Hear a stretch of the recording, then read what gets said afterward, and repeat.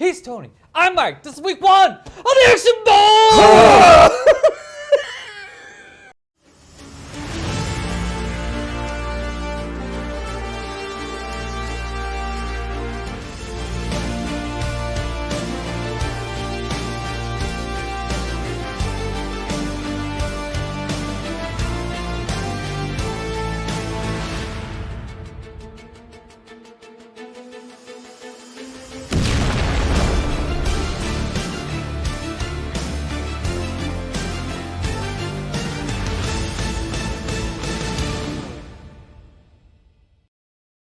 So week 1 of the Action Bowl has Sean Connery going up against Vin Diesel.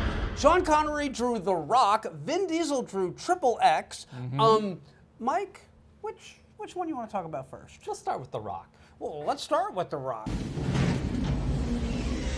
Welcome to The Rock. This movie's kind of famous and infamous at the same time. Why is it infamous? Because it's a Michael Bay directed film. Okay. So, Well, that's my biggest problem with the movie. you're not wrong. It's a straightforward narrative. You've seen this film a million times, but you've never seen it Michael Bayified on this one. And this was Michael Bay's first really big hit. I mean, it does have Sean Connery in it. It does have Sean Connery and Nicolas Cage. And Nicolas Cage. At the peak of his fame, post-Oscar win. Oh, is this after he won for... Leaving Las Vegas. Yes. Yeah. You know, I've seen bits and pieces, but never seen the whole thing. It's a surprisingly depressing film.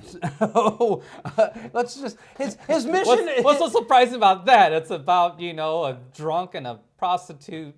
Well, his goal is to basically drink himself to death, and right. he accomplishes his goal. So kudos. Just like in this film.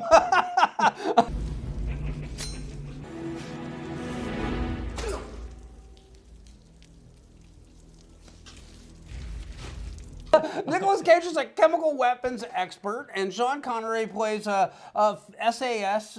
British intelligence agent, and they are sent in to stop a terrorist attack done by a military general who's committing a terrorist act, but he's doing it for the right reasons. He's doing it for the troops. Doing it for the boys. Does that make it better or worse? I think it makes it stupid. Personally, I think you're a fucking idiot. That's what it makes it. It's a ridiculous plot. Yes. It's a ridiculous story. It's a ridiculous premise. It's got ridiculous acting by Nicolas Cage. You're a chemical freak. I'm a chemical super freak, actually, but I still need a gun. Give me a goddamn gun. Somewhat subtle, but then punctuated in all the wrong places. Yeah. Yeah, Yes. and there's some legitimate scenes that have bothered me since the first time I saw this 30 years ago, and they stick with me. And rewatching it, I was just kind of like, yeah, no, that scene just doesn't work. It just kind of sucks. So, Yes.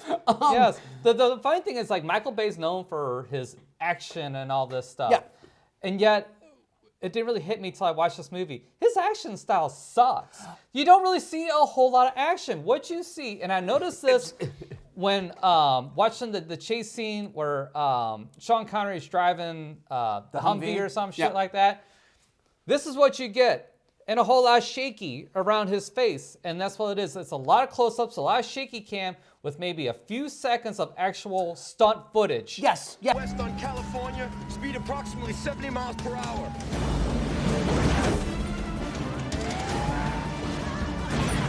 Yes, and That's Michael Bay. I'm like, this is why you're so great? This is why everybody loves you? This is some bullshit. Your action filming style sucks dick.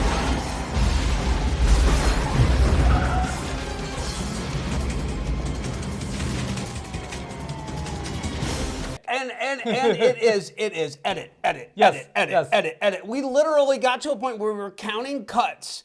And in that particular sequence that you're referring to, we stopped counting at 33. Yeah. And it was like it was like the sequence that led up to them knocking the tram off of the tracks. And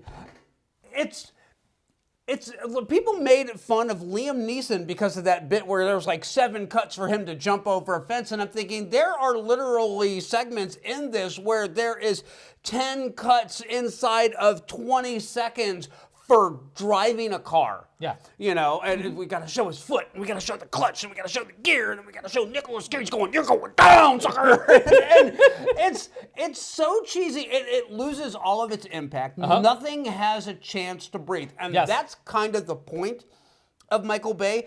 Is that literally his goal is to give you the barest of plot details and then just roll forward as fast and hard as he can until you get to the end credits. And that really kind of sums it up. Yeah, Now, yeah, it's as fast as I can start realize what a fucking hack I'm at. Yeah. Till it's too late. You know, it all happens so fast. Like, what the hell just happened? Oh man, it's so great, so exciting. But when you watch it back with an actual like an eye to actually look for the details, like, you know, watch it critically, oh man, it falls apart so fast. Yes, yes. And Sean Connery is the strongest part of this film. Hands down. Hands down. He's an interesting character, but like all of the good guys are so good, and all of the bad guys are so bad. And Tony Todd, who just passed away, so this makes this even more tragic. But like to see him in this role, and he's all, I don't like soft ass shit. Oh, you know. It's you. You're the Rocket Man. that was quite possibly one of the dumbest segments in this film. In a film full of dumb segments. Yes. It really is. It really is. Then you got the tragedy of poor Michael Biehn. Other than Terminator and Aliens, this poor guy can't catch a break. No. In this movie, he's one of the better actors, one of the better characters in this movie, and yet he dies like so early in it. Yeah, I was gonna say he is there because he's supposed to be like the hard ass, and he's supposed to, you know, they're an elite SEAL team that are going in and they have all this technology and they're going underwater, but they've been outsmarted by Ed Harris. Make no mistake, gentlemen. We're in the fight of our lives. Against maybe the greatest battalion commander in the Vietnam War, I shit you not. Because Ed Harris knows showers. You're down there, we're up here. You walked into the wrong goddamn room, Commander. Goddamn it. That whole segment is simultaneously a really good segment. It's like this build up to like, you know, yeah, I agree with you and I understand why you're doing what you're doing, but I can't give the order for my men to drop their weapons on the ground, and you have the big, you know, massacre in the bathroom. It's very powerful. It's very well done. It's one of the things that actually gives you a glimmer that if Michael Bay could ever actually quit sucking his own dick, he could actually probably make a decent movie. But he can't stop. He's so full of his own bullshit that literally, like, he just goes over the top with everything, and it unsells the point that he's trying to make. It's nauseatingly patriotic. It is absolutely like, oh, the military is such swell guys, even when they commit atrocities and take 81 hostages and threaten to blow up a city. Now, but they're really good guys, though. They're really sincere. I do not get that. I get that from Ed Harris, but I don't get that from any of the other soldiers. Ed Harris and his second in command. Yeah, And and everybody that's it. else But there is everybody a else- mercenary. So. Yeah, so I'm going. Maintain discipline. I'm not a soldier, Major. The day we took hostages, we became mercenaries, and mercenaries get paid. You're right, but you're half wrong. on Yeah, that no. one. If Ed Harris didn't give the performance that he gave, if he did not sell that character as well as he did, this movie would have been bullseyed as bullshit from like the 1 minute mark when they're going in to steal the VX gas. If it was not for his performance, it's the strength of Sean Connery and Richard Harris that carries this film. Ed Harris, yeah. Nicolas Cage is inconsequential, other than Very much so. He's the Yes. good guy who just happens to, you know, have the hot girlfriend, soon-to-be wife, on that one. But Which serves zero stakes in this fucking movie. Yeah, she ends up in San Francisco, but it doesn't fucking matter. She may as well not be in the damn movie. no. Well, her only purpose in this film is to give Nicolas Cage a reason to man up and go and find the rockets and get the guidance chips out of them, because she's in San Francisco, and if Ed Harris's character, drops the VX gas on San Francisco, she's going to die, and she's pregnant with his child. You sure you're ready for this? I'll do my best. Your best. Losers always whine about their best. It's stupid.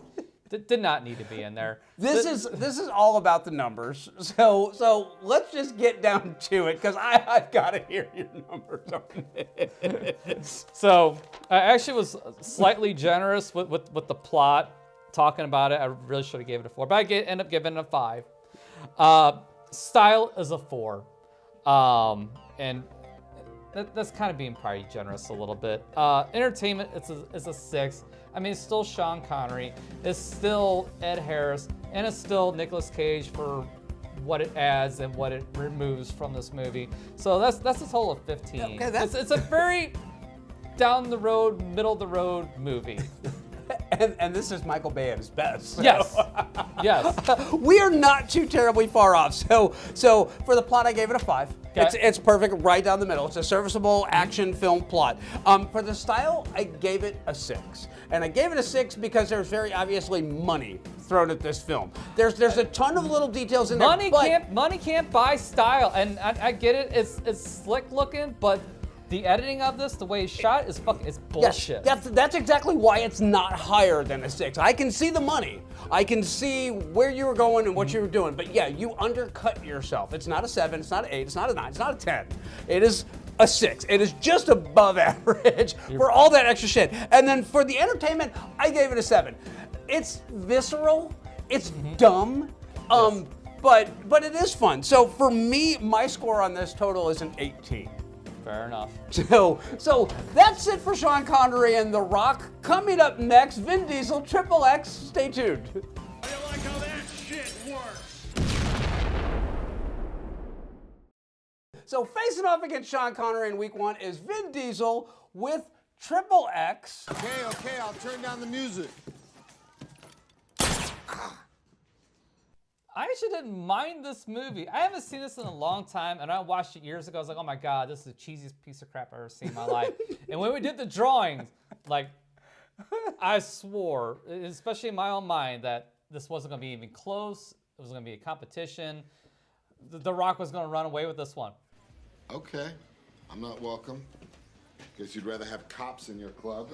But haven't watched The Rock, and they haven't watched this. It's gonna be pretty close. It's gonna be pretty close. The story is stupid. It's silly. It's X Games meets James Bond. Yes. This is your lucky day, Xander. This is your chance to pay back your Uncle Sam for all the wonderful freedoms you enjoy. Yeah, and actually, I was gonna say the approach that they took to this. Casting-wise, the casting is perfect. If it was not for Vin Diesel carried this film hard, heavy. Samuel Jackson popping up didn't hurt, never does. No. Samuel Jackson was a shit ton of fun in this film, but his face makeup though was fucking terrible. Yes, absolutely. The most unconvincing scar I've ever seen in my life. A small price I paid for putting foot to ass for my country. It was a big boot. The guy with shitty appliances and a really bad blend job. Yes, absolutely. But Samuel Jackson's character is a shit ton of fun in this. Now, this actually, I don't know if you caught this, but Gorman from Aliens was actually one of the agents that was under Samuel Jackson's character in this. The lieutenant of the squad. Oh, Gorman? It's such a minor character. I don't pay attention to that shit. And then Celeborn from Lord of the Rings was the big bad guy in this. So sorry, not that deep. Look, it was a deep and meaningful experience for me, and I'm gonna say this. It was XXX. This it was about as good a plot as you're likely to find in most films that have XXX in the title. Starring Vin Diesel at the time of Fast and the Furious. It is fairly bare bones, but I will say that this movie's saving grace is the stunt work is fucking incredible in this. I live for this shit!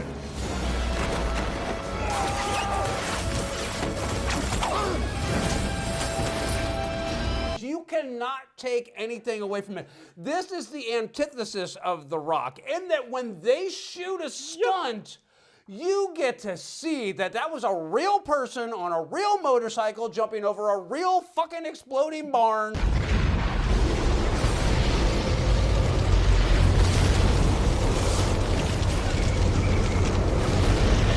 And through barbed wire and next to a helicopter, and that elevated this film to me. Same here, same here. Instead of getting 10 shots of shaky cam of Vin Diesel's face, you got 10 shots of that motorcycle and that stunt rider hidden. Every degree of art going over that barn. Surprising. Vin Diesel actually, there was some behind the scenes stuff that I watched, and Vin Diesel actually spent 3 months learning how to ride that motorcycle so that he was in as many shots as possible. And then they had a double that was like, you know, same build, same size, same shaved head as Vin Diesel, and got him in there. So, and he's not in that many shots. Like he's in the shot where he goes between the barbed wire, and then he's in the shot where the barn blows up underneath him. And other than that, it's Vin Diesel the rest of the time. You got little bit parts with Danny Trejo. You know what, funny guy? Maybe I'll cut off your nose first, huh?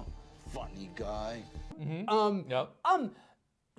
This film has what The Rock doesn't. It has pure, uncut fun. Yes. It is really what it boils down to. Is it stupid? Yes. Yes, absolutely. It is dumb as hell. The premise, dumb as hell. The villains, dumb as hell. the plot that he's trying to foil, dumb as hell. But it's funny. It's like, how do you go from like semi-street level thug to Bond level mastermind wanting to destroy a whole city with this poison gas? Which is funny. I just realized that's 2 movies in a row with poison gas in it.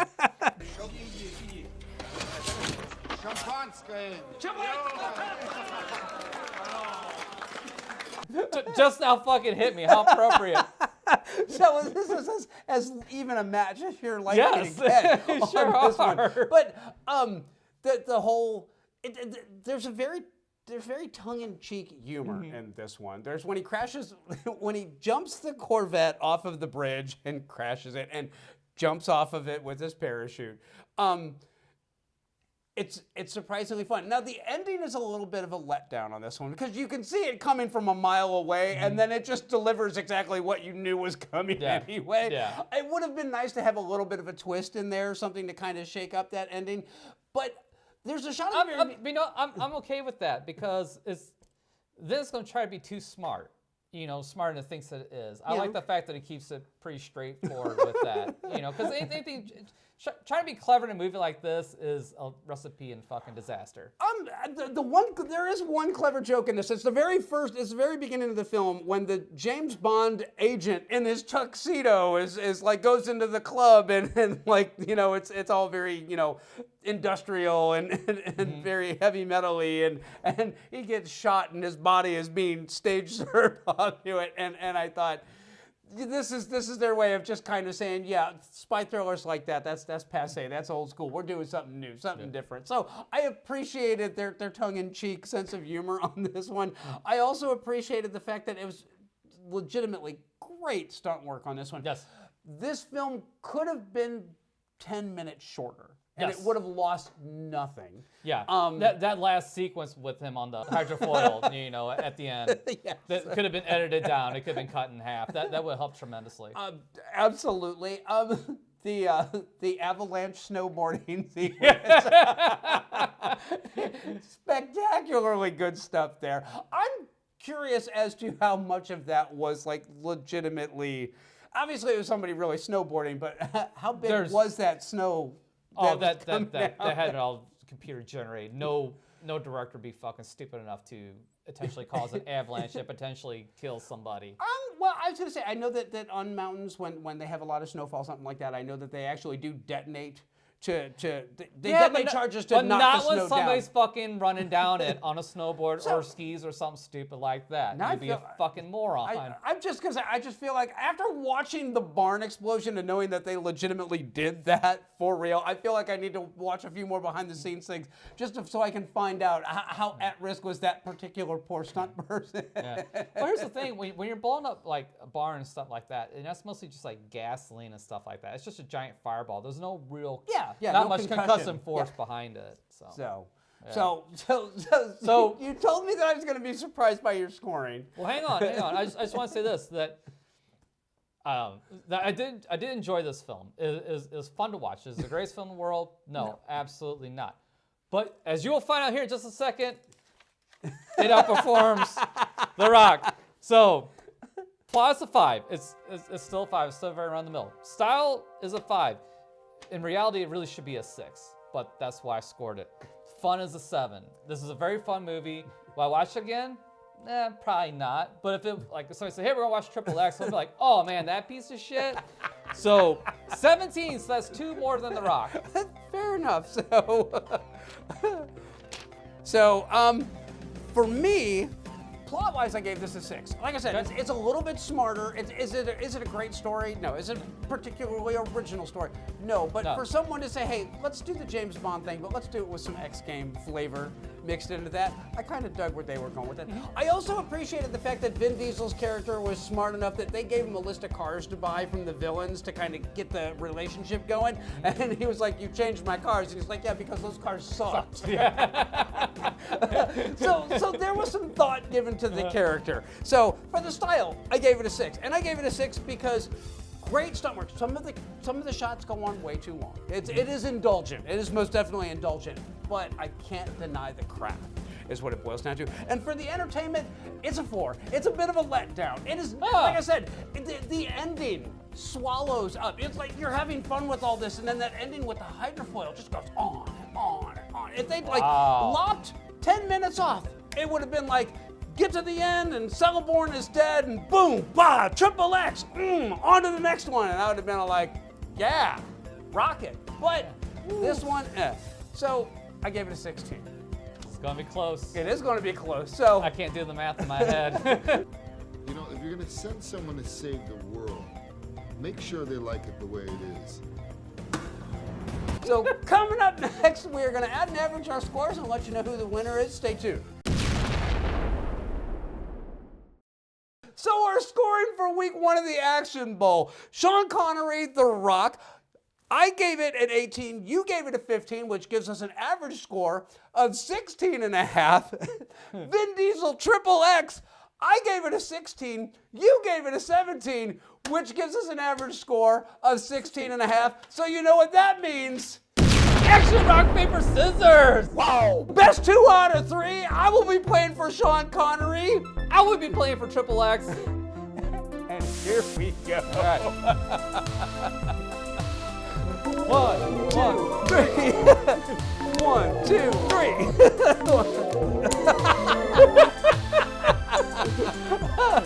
All right. 1, 2, 3. All right. So one for Vin Diesel was up 1. So 1, 2, 3. and there you have it, ladies and gentlemen. Just like that, the fates have changed. Sean Connery is going down and Vin Diesel is moving on. Woo! Stay tuned.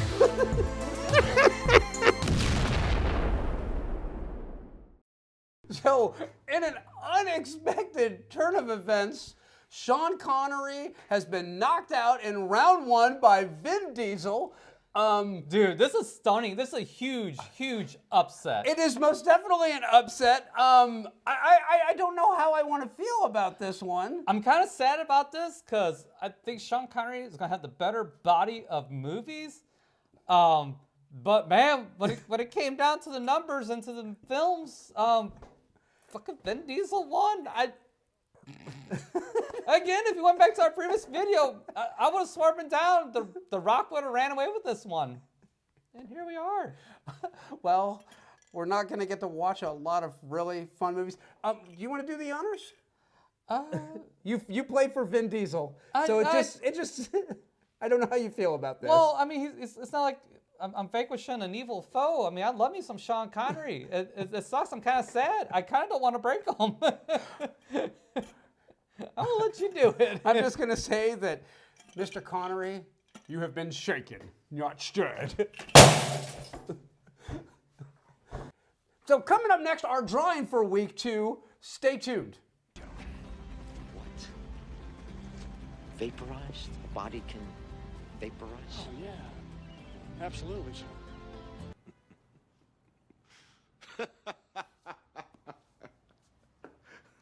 That's good.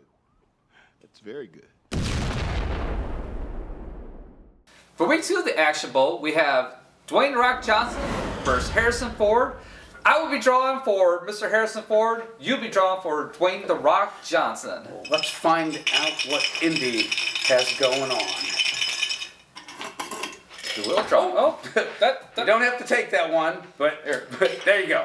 Wait. Shake it again. We keep this shit legit, guys. We don't mess around here with our integrity. So, Mr. Harrison Ford will be represented by... Damn, I'm pulling out all the stops. Raiders of the Lost Ark.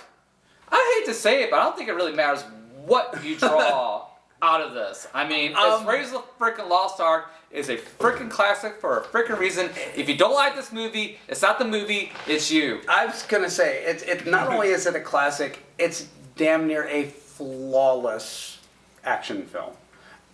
It is absolutely like the worst draw that Dwayne could have got. But that's okay. You know what? Maybe Dwayne's got it coming. Maybe he deserves to go out in round 1. Let's find out. Let's find out. Almost makes you wonder what that one that fell in my lap was. We'll never know. No, we won't. I'm going with this one right here. All right, so Dwayne "The Rock" Johnson is represented in week 2 by Walking Tall. That is a solid pick. It is a for solid Dwayne "The Rock" Johnson. That's actually one of my favorites of his, and if I remember right, I think if it's not the first one, it's like definitely like one of the first couple. It was one of his first big hits. I know that. I also know that it was done by, I think, MTV Films. Oh, was it really? Is who did that one, and that's, I think, Johnny Knoxville is his sidekick in this. But then they also got one of the guys that was in Band of Brothers as the villain. Oh, okay. And it kind of kicked off his whole career of playing villains after that. But it's going to be a fun watch. I was going to say, thinking about this, I think about the only film that Dwayne might have drawn. There's this one, and then there's The Rundown that might give Raiders a run for its money. So this is about as good as Dwayne is going to be capable of drawing as far as this goes. So probably, but again, I mean, it's Raiders, so. So Vin Diesel says inexplicably vanquished Sean Connery in a stunning round of action rock, paper, scissors. Mike, what's coming up next week? Coming up next week, we have Dwayne "The Rock" Johnson in Walking Tall versus Harrison Ford in Raiders of the Lost Ark. We will catch you then.